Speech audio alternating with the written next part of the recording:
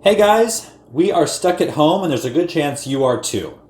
Now for us, it's cold and rainy outside, otherwise I'd be out in the garden. But you might be stuck in the snow. Either way, if you're like me, you've probably got spring in your blood.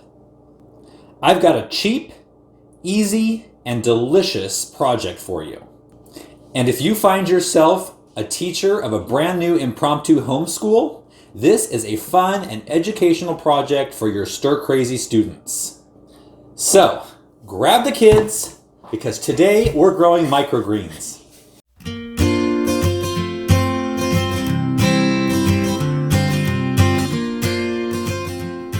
If this is your first time here and you're looking to join a gardening community that offers tips, tricks, and support to grow your best garden ever, then you're in the right place.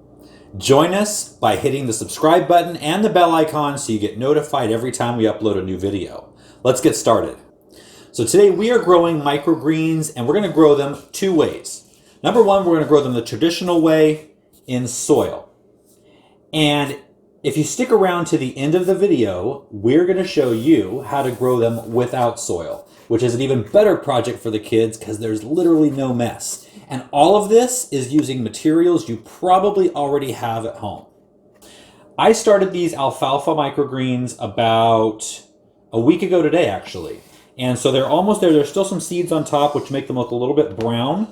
But you can see that they're starting to get green and they're starting to fill in. In another 7 days or so, maybe even sooner, they're going to be ready to harvest.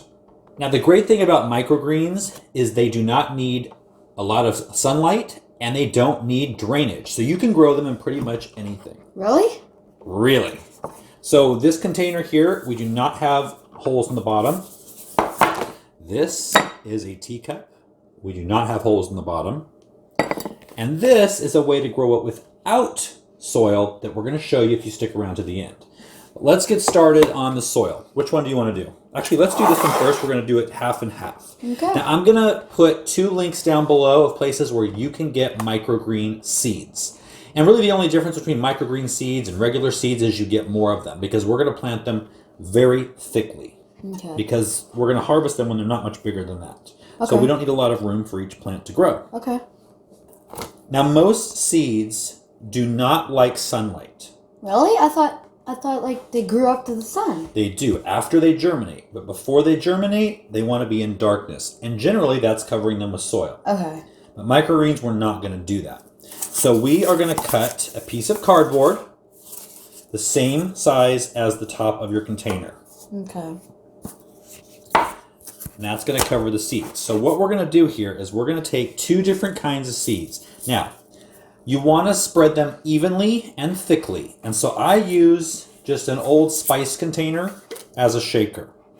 Okay, so I'll do the first one and you'll do the second one. Okay. Now this is red cabbage. And you can get all kinds of different types of microgreen seeds. And actually, leave me a comment below if you've been doing this and you have specific types of seeds that you like to grow and that taste really good. I haven't been doing this that long, and so I'd like to know kind of what the good choices are out there.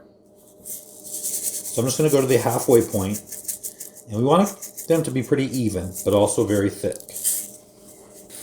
So I'm going to do broccoli. So these are my broccoli seeds. You sprinkle them around. Now you want your potting mix, and this is any indoor potting mix. You want it to be pre-moistened, but we're also going to mist the top just to bring the seeds in contact with the soil. That's not mist. Try that. That's mist. Why does it make that weird noise? Okay. Now go ahead and put the lid on. What lid? This? This. Oh. We're going to move that aside. That makes more sense.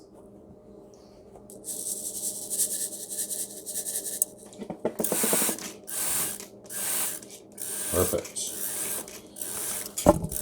We've got a little cap for that. Now, especially if they don't have drainage, you're not going to want to water them too much. You just want to keep the soil moist. And actually, you probably won't have to water it at all until they start to grow. Now for the exciting part, a soilless microgreens container. Now, you can buy them on Amazon, but we're going to make our own. And they can be made out of things you probably already have around the house. We have a to-go container from a restaurant. We have a Tupperware type of deal from the Dollar Tree. You actually got 2 of these for $1. We're going to use this one. We're also going to use either a full paper towel folded in half, or this is one of those select size ones, so it's 2. And then you're going to need a cutting board and a knife of some sort. Can I use the knife? No. So what we're going to do is we're going to take the knife, I've already done 1/2, and we're going to cut, see if you can see that, right through, all the way down. I'm going to do it on this side here. I want to do it.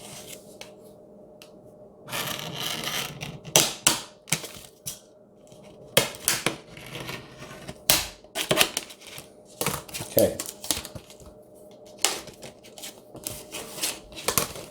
All right. Now, we're going to feed the paper towel through both of the slits with the top on the bottom. Oh, that's cool. How Like it does that? that. Yeah. Wait, so is that, what are we gonna put in that? Oh, that. Yep, that's done the same way. Okay. Oh, so you just I have an idea. What? Do you just like water the paper towel? Not exactly. Like water the paper towel and it keeps moist? Nope. And that's what. This is a self-watering container.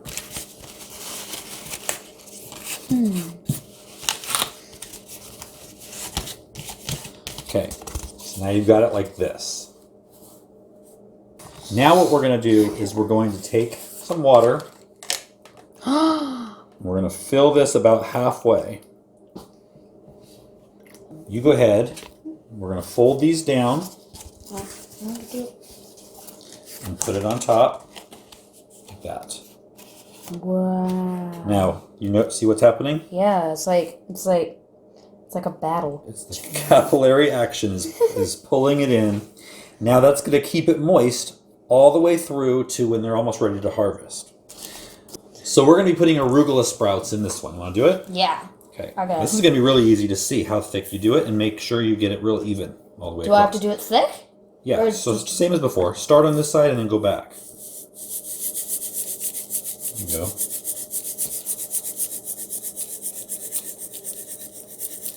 Okay, fill in the areas that are blank. It's like coloring. You're filling in the blanks. Mm-hmm. Okay, perfect. You have some areas that are a little thick, just spread them out. That is as difficult as it gets. We're going to put the lid on. And then we're done. We're going to put these in a warm spot in your house. And then I would say in about 3 to 4 days, you're going to notice them sprouting. I took a picture of these just a few days ago. I'll show you what they look like. And then you're going to know when to take the lid off, because the lid is going to start raising up on top of all the sprouts because they're sown so thickly. At that point, you can leave it, take the lid off, put it on a sunny windowsill, and about a week and a half after that, they're going to be ready to harvest. So this is going to give you that nice bit of green inside your house if you're longing to be outside, but it's also going to give you a great, crunchy, nutritious thing to put on maybe salads or in soup. It's actually really good for you, heart and soul, and for your tummy. Thanks for joining us today, guys. And if you want to, don't be afraid to hit the subscribe button, hit the post notification bell, smash the like button, and follow my dad on Instagram. It's going to be shown right there. So, and we'll see you guys next time.